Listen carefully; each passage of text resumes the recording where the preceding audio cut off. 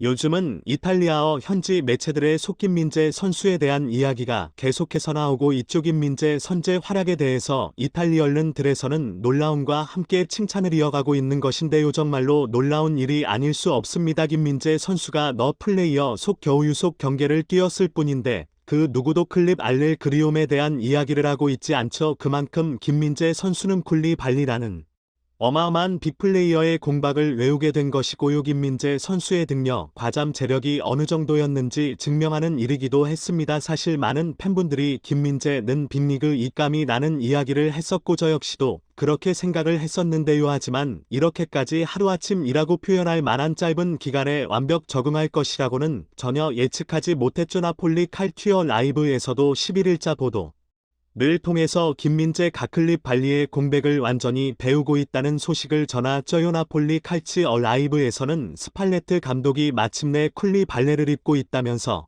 김민재 활약상에 주목해 했는데요. 콜리 발리와 작별을 권지 영입한 김민재가 짧은 시간번 SATT 감독을 설득했다면서 김민재에 대해서 배우고 평가를 했습니다. 스팔레트 감독도 지난 5라운드 경기가 끝난 뒤 인터뷰를 통해서 김민재에 대한 직접적인 언급을 한 바 있죠. 김민정 쿨리벌리를 비교하는 질문에 대해서 둘은 정말 비슷한 선수들이라면서 운을 뗐는데요. 김민재는 좋은 사람이자 훌륭한 선수들이 까지인 것 결단력을 찔렸다면서 김민재 능력을 추켜 세웠습니다. 개인적으로는 좋은 사람이라고 평가한 스팔레트 감독의 평가 배우 인상적이었습니다. 선수로서 두 평 커버니라 함께 일하는 직장 동료이자 사람으로서 평가를 했다는 생각이 되기 때문인데요. 짧은 시간이지만 김민재 선수가 팀에 얼마나 잘 녹아들었는지 알 수 있는 부분입니다. 특히 김민재 선수가 신고 식으로 보여준 강남스타일 영상은 정말 특별했습니다. 이 형성도 많은 팬분들이 접하셨을 것 같은데요. 이 영상만 보더라도 김민재 선수 거울 무너 적극적인 선수인지 알 수 있는 것 같고요. 또 타지 생활에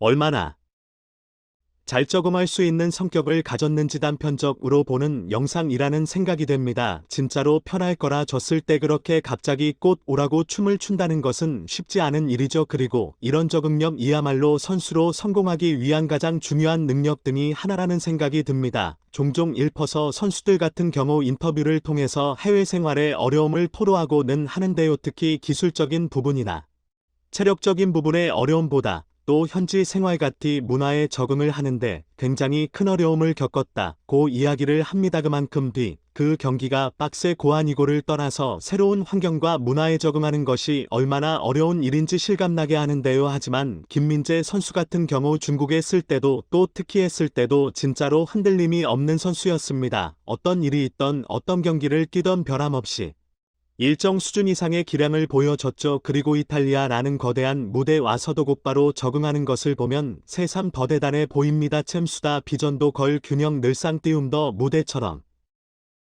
리버풀을 상대했다는 것도 신기할 정도고요. 김민재가 타고난 적응력도 S클래스임을 알 수 있는 부분입니다. 그리고 스팔레트 감독은 김민재 늘었던 선수로서 키워나갈 것인지 인터뷰를 통해서 약간의 힌트를 주었습니다. 김민재는 여전히 위기에서 벗어나거나 패스라는 부분에서 좀 더 다가갈 부분이 있다. 고 인터뷰를 했죠. 위기에서 벗어난다는 것은 트럭 박 능력이나 상대의 압박 시 빠른 폴처리 능력을 말하는 것이겠고 요패스라는 부분이라면 빌드업을 말하는 것일 겁니다. 김민재 선수 같은 경우 발밑이 굉장히 좋은 센터백으로 서지금까지 평가를 받았는데요. 스팔레트 감독은 김민재가 지금보다도 더 빌드업과 퍼프하기 뛰어난 선수로 섞을 수 있다고 보는 것으로 판단되죠. 그리고 여기에서 말하는 스팔레트 감독의 기준은 월클 센터백으로서의 기준이 아닐까 생각됩니다. 모폴리 급에트면서 주전으로 뛰는 선수가 더 발전할 수 있다면 그것은 당연히 몰클로 가는 길 테니까요. 그러면서 스파레티 감독은 지금까지는 김민재 선수가 숲 1번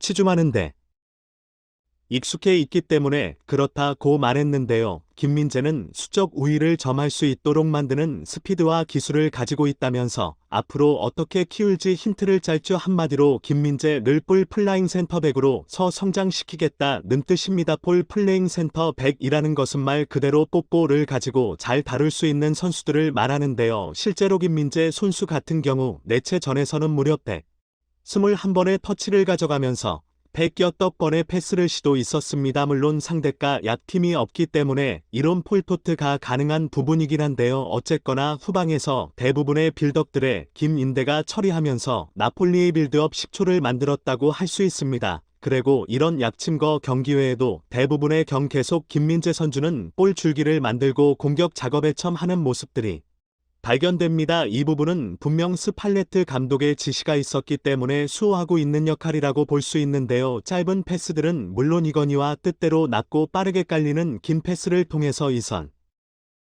라인에 바로 뽀뽀를 전달하기도 하고 요롱 패스를 통해서 전방이 있는 선수들의 순간적인 침투 공건 어려움을 이끌어내는 모습들도 발견할 수 있습니다. 이뿐만이 아니죠. 김민재 선수는 스피드가 매우 빼어난 센터 벨겠네요. 흥미로운 점은 이런 스피드를 활용해서 김민재 선수가 후방에 있다가 전방까지 치고 달려가는 모습을 볼 수 있다는 것입니다. 보통 센터 배틀의 드리블 침투를 염두에 두고 뺀 마킹을 붙이는 팀들은 없죠. 그래서 김민재가 순간적으로 고속 드리블을 통해서 상대 전범까지 침투하면 박스 부분까지 한 번에 가는 모습들이 있는데요. 바로 이런 부분들이 스팔레트 감독이 말했던 숫자적인 우위를 가져오는 경우라고 할 수 있습니다. 기존의 공격수들이 배치되어 있는 가운데 김민재라는 변수가 뽀뽀를 전반까지 음반해준다면 순간적으로 숫자 싸움을 밀어붙일 수 있죠. 또한 중원 라인까지 더 올라서 빌드업을 전개주는 모습도 빤히 관찰이 되는데요. 김민재 선수는 리커버리 값빠른 선수 7 빈공간 침투에 대한 네임 마크가 뛰어난 라인을